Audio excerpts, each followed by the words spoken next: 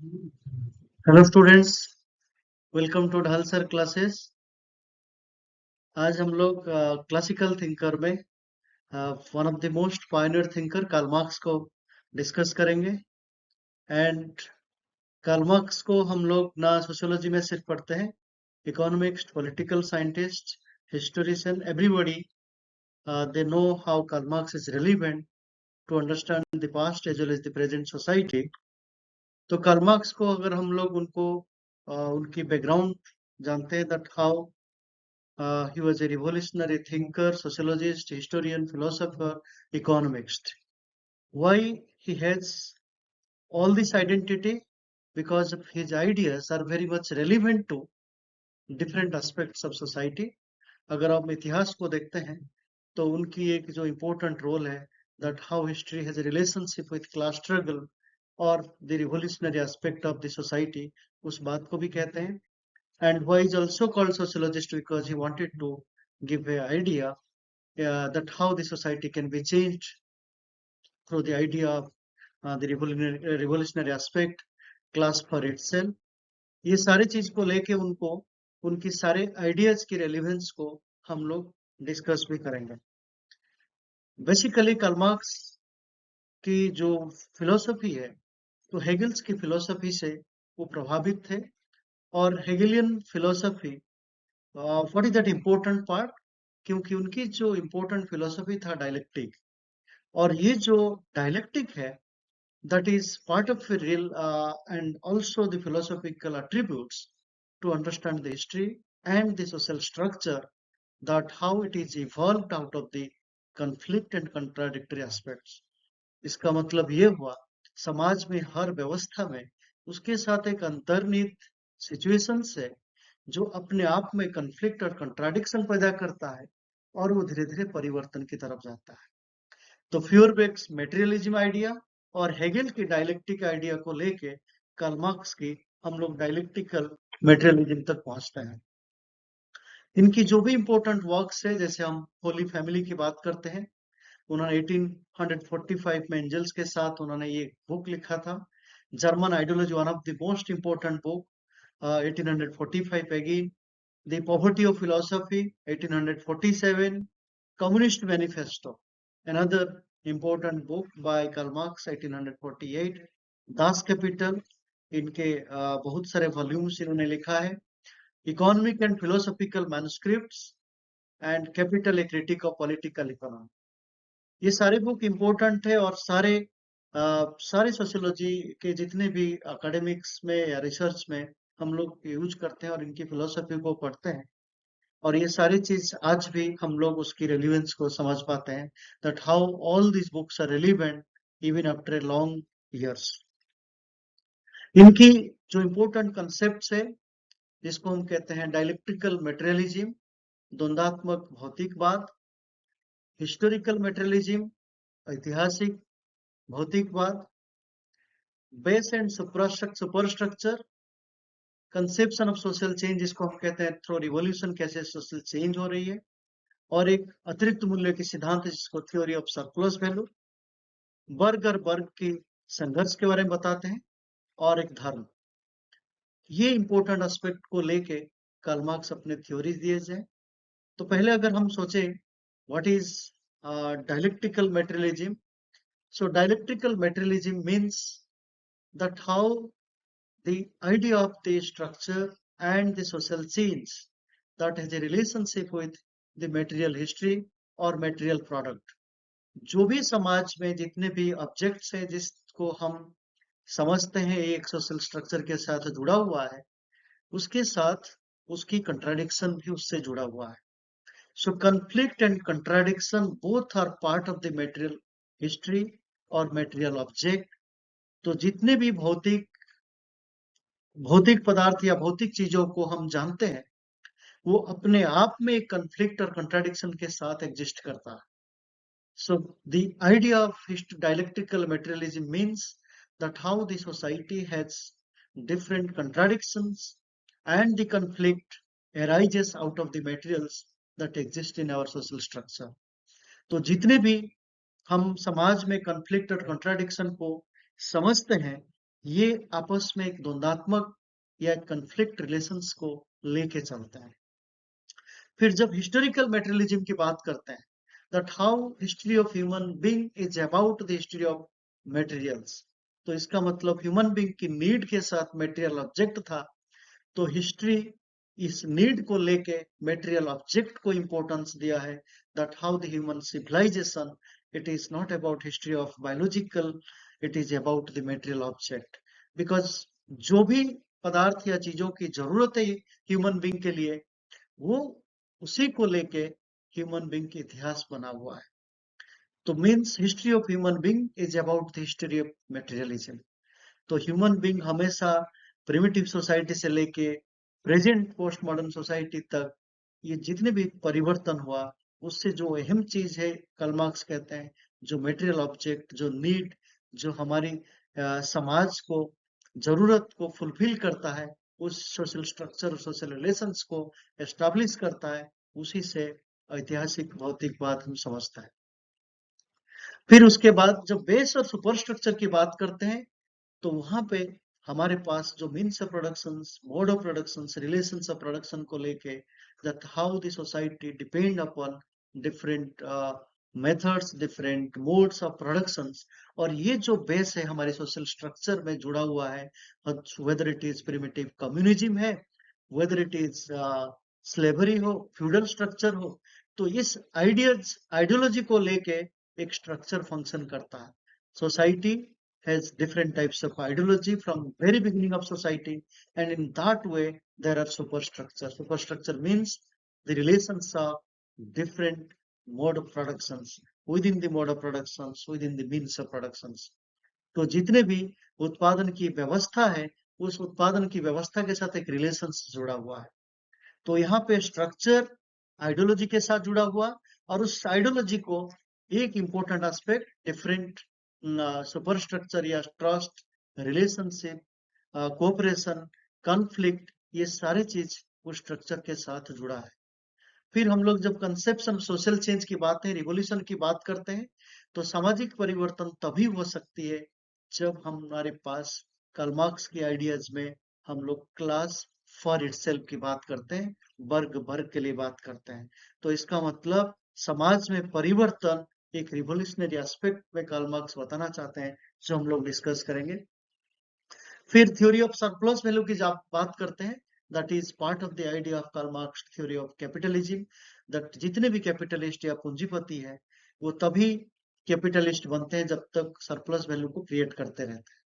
तो surplus value या अतिरिक्त मूल्य क्रिएट करने के लिए, so there is a possibility and there is a very common sense that the capitalist has to exploit the labour. तो जब तक आप लेबर को शोषण नहीं करेंगे, एक्सप्लॉइट नहीं करेंगे, तब तक आप सरप्लस वैल्यू क्रिएट नहीं कर सकते हैं। And when we create profit or when we create surplus value, it is because the value of the labor which is not given to them, to the labor. तो labour को जो श्रम जो देते हैं प्रोडक्शन में, उनको जितना उनकी वैल्यू की मिलना चाहिए उतना मिलता नहीं है, तो वो वैल्यू ट्रांसफर हो जाता है कैपिटलिस्ट को as a surplus value. So anything we create out of our productions, तो जितने भी कैपिटलिस्ट या industrialist maximum profit, maximum surplus value इसीलिए क्रिएट करते हैं because they know how to exploit the labour. तो कम रिसोर्सेस को यूज करके, कम वेज दे के कैसे वो लेबर से एक्स्ट्रा काम कराएंगे, so that gives the surplus to the capitalist. फिर जब वर्ग और वर्ग संघर्ष की बात करते हैं, तो ये जो वर्ग है, हमेशा कार्ल मार्क्स दो वर्ग की बात करते हैं। एक वर्ग जो मीन्स ऑफ प्रोडक्शन को ओनरशिप करता है, और एक दूसरा वर्ग है जो उस मीन्स ऑफ प्रोडक्शन के ऊपर डिपेंड करता है एज ए लेबर। तो Karl Marx divides the society into two different classes, one who is the owner of the means of production, another who depends on the means of production, means to uh, to work or work as a labor in that industry or in that mode of productions. तो ये work को समझने के लिए इस Karl Marx की ideas हमेशा economic aspect में उन्होंने वर्क को समझाया है। So class is nothing but the economic conditions that where you are in the society, it is about your economic conditions. तो कार्ल मार्क्स की वर्ग मतलब आपकी आर्थिक स्थिति को बताता है, आप कहाँ पर है, आपकी आर्थिक कंडीशंस कैसा है. So that is why we called जो आर्थिक निर्धारणवाद जो आइडिया है कार्ल मार्क्स की, उसी सेंस में कहा गया that how economic determines your class. हम लोग जब मार्क्स वगैरह पढ़ेंगे तो उनकी डिफरेंट जो क्लास की कंडीशंस या क्लास की जो definitions, it is different, but Karl Marx की sense of class is about that what is your economic conditions. Your economic conditions determines the class. फिर क्लास स्ट्रगल तभी होता है जब ये क्लास डिफरेंसेस बढ़ती जाती है. Means the exploitation goes into a higher rate. Means the capitalist when creates maximum surplus value by exploiting the class, then there is a possibility of the marginalized class या जो सर्वहारा वर्ग एकत्रित हो और ये पूंजीपति के खिलाफ आवाज उठाए. सो क्लास, अगर क्लास फॉर इटसेल्फ क्रिएट हो जाता है, then there is a possibility of change, जिसको हम कहते हैं कार्ल मार्क्स के आइडियाज को यूटोपिया, जो वास्तव में ऐसा हो नहीं सकता है, because class is not class for itself, it is about class always in class in itself. So वर्ग के अंदर बहुत सारे वर्ग है, तो इसीलिए जो क्लास स्ट्रगल था वो सक्सेसफुली एक चेंज या परिवर्तन के बाद नहीं हो पाया. फिर जब रिलीजन की बात करते हैं उसको हम डिटेल्स में पढ़ेंगे, that how religion an important aspect, that it is about to exploit the poor people. गरीब को गरीब रहने के लिए धर्म एक आधार है, and religion is the opium of masses. How religion integrates the society and disintegrates the society. But here that religion has a relationship with economic conditions. जे अर्थव्यवस्था के साथ, आर्थिक परिस्थिति के साथ धर्म को कार्ल मार्क्स रिलेट करते हैं, that how poor is always attracted towards the religious ideas, religious and beliefs. And that is why they are not going to fight against the capitalist. They are not going to be united against the capitalist. तो यहाँ पे धर्म को आर्थिक व्यवस्था के साथ, economic conditions के साथ जोड़ के कार्ल मार्क्स डिस्कस करते हैं, जो हम लोग उसको इन डिटेल हम उसको बताएंगे आगे के लेक्चर्स में. जैसे कि मैंने कहा, dialectics, the Hegelian philosophy, that how the opposite conditions are lying with the social structures or the different social institutions. तो जितने भी सामाजिक व्यवस्था और सामाजिक प्रक्रिया है, उसमें एक अपोजिट फोर्स हमेशा काम करता है, और यही अपोजिट फोर्स आपकी कॉन्फ्लिक्ट और चेंज की बात करता है.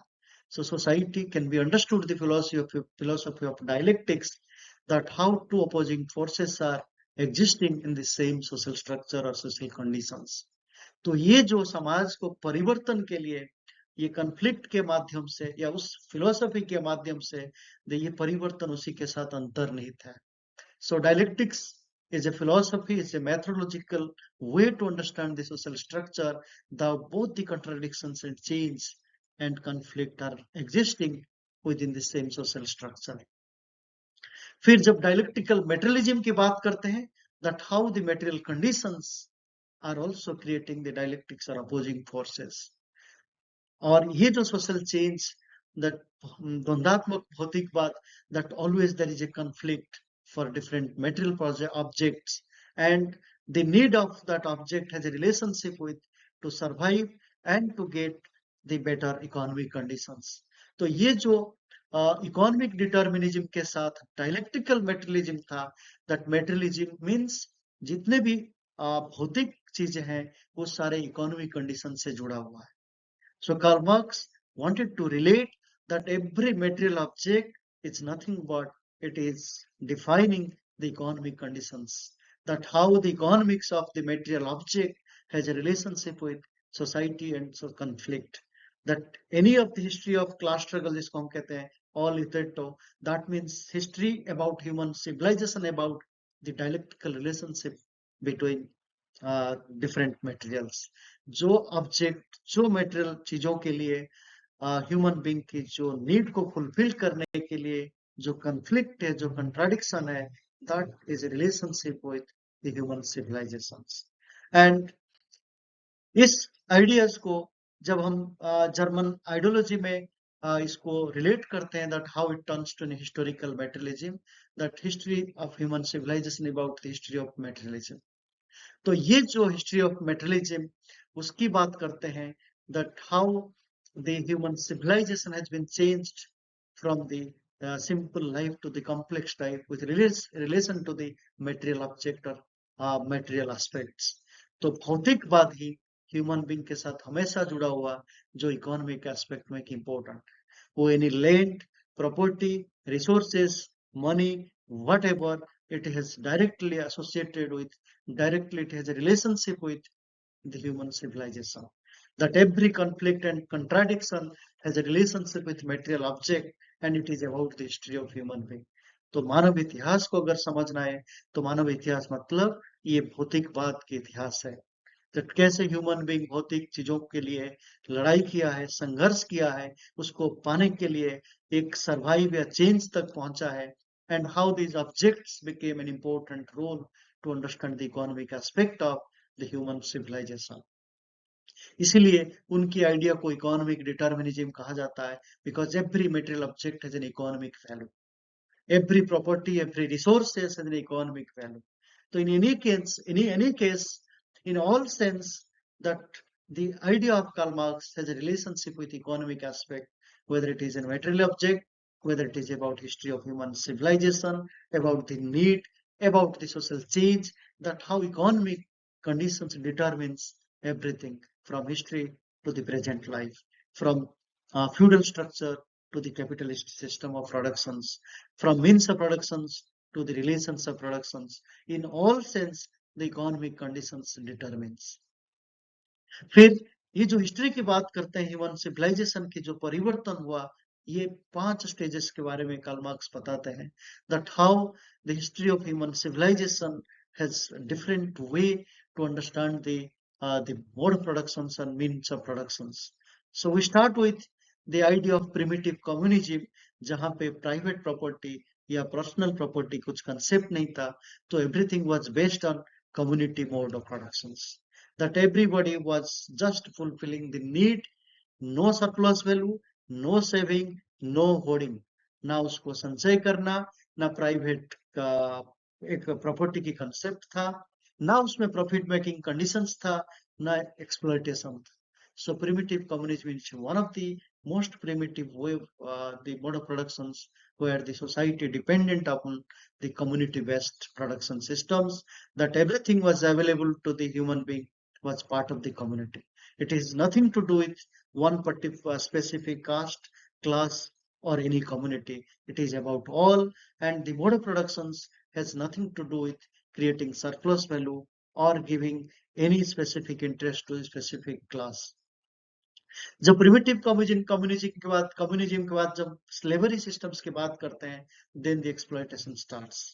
It is not about the exploitation of the resources, the exploitation is about that how there is a slave which is mostly marginalized, most uncivilized, inhuman, unethical way of creating the monopoly or the surplus value by few। The majority was the slaves। तो यहाँ पे जो slabs की व्यवस्था है, शोषण की जो फाउंडेशन है, वहीं पे शुरुआत हुआ, that how the people wanted to control over the resources। जो उत्पादन की व्यवस्था था उसको कंट्रोल करने की सिचुएशंस क्रिएट किया गया, और सभी लोगों को, जो लोग कमजोर थे, उन्हीं लोगों को उसको यूज करके उनको उस प्रोसेस में अपने बेनिफिट को या सरप्लस वैल्यू को क्रिएट करने की प्रयास शुरू हुआ था। So slavery was another ancient mode of productions where the exploitation was huge. Not only the economic exploitation, there is a psychological, physiological, biological exploitation was there। So it is one of the history of human civilization that how the human being wanted to go against the human being by creating the surplus value, by using the labor force or using the slaves as the part of the free labor, and they wanted to create the benefits or the profit। Then when we talk about the feudal stage, जिसको आप कहते हो one of the जो landlord की व्यवस्था था, जिसको हम सामंत प्रथा या जिसको हम कहते हैं जमींदारी प्रथा, उस जगह पे land became an important way to exploit the landless people. तो जमीन जिसके पास था, जिसके पास लार्ज होल्डिंग साइज जमीन था, तो वो अपनी मोड ऑफ प्रोडक्शंस को कंट्रोल करता था, and the poor landless farmers और landless labour became the this most suppressed, and they, they used to be exploited by the landlords, and the landlords used to exploit them to a large extent and to create the surplus value and profit. तो यहाँ पे जो जमींदार थे feudal stage में, इन्होंने अपने ही benefit पाने के लिए हमेशा जो जमीन विहीन जो लोग कमजोर वर्ग थे उनको शोषण किया, अपने जमीन में काम करवाया। और ये जो सिचुएशंस था, ये सिर्फ एक जनरेशन के लिए नहीं, जनरेशन टू जनरेशन ये ट्रांसफर हुआ था। जो कैसे इन्होंने लगान दे के या लगान लेते थे, जो इंटरेस्ट कंपाउंड इंटरेस्ट के हिसाब से इनसे वसूली करते थे, और ये सारे जो शोषण प्रक्रिया था, यहाँ पे भी मजबूती तरीके से लैंडलॉर्ड इसको अपनी फ्यूडल स्ट्रक्चर में दिखाया गया है। Then the real exploitation again Karl Marx wanted to define through capitalist stage, जो हम पूंजीपति के समाज की बात करते हैं, जिस समाज में हम सरप्लस वैल्यू क्रिएट करते हैं, और इसके ऊपर हम डिटेल्स भी आपको नेक्स्ट लेक्चर में करेंगे, that how the capitalist mode of production is one of the most important way to understand the Karl Marx ideas of economic determinism, the concept of class, the concept of class struggle। ये सारी चीज हम लोग इसको discuss करेंगे, that how capitalist mode of production became another important way to create surplus value. But the idea was that how the Karl Marx ideas wanted to change that capitalist stage to socialistic, that becomes an utopia, because as I said, that the class for itself could not be successfully done. It was not the united, it was the differences among the class, it was the idea of class in itself that could not make the idea successful. And Marx wanted to have that type of society when he wanted to discuss that we'll get a society where the socialistic or communist way of mode of productions, और the समाज जिसको हम कहते हैं egalitarian, equality, equal opportunities की बात करते हैं, उस समाज तक पहुंचने के बाद कार्ल मार्क्स अपने सिद्धांत के बारे में बताना चाहते हैं। तो हम लोग इसी सारे कंसेप्ट को ब्रीफली बताया, बट आपको जब फर्दर कार्ल मार्क्स की class struggle, alienation, theory of class conflict या क्लास स्ट्रगल इसको बताएंगे, आपको डिटेल्स इसके बारे में बताएंगे। Thank you so much for watching ढलसर क्लासेस। Thank you.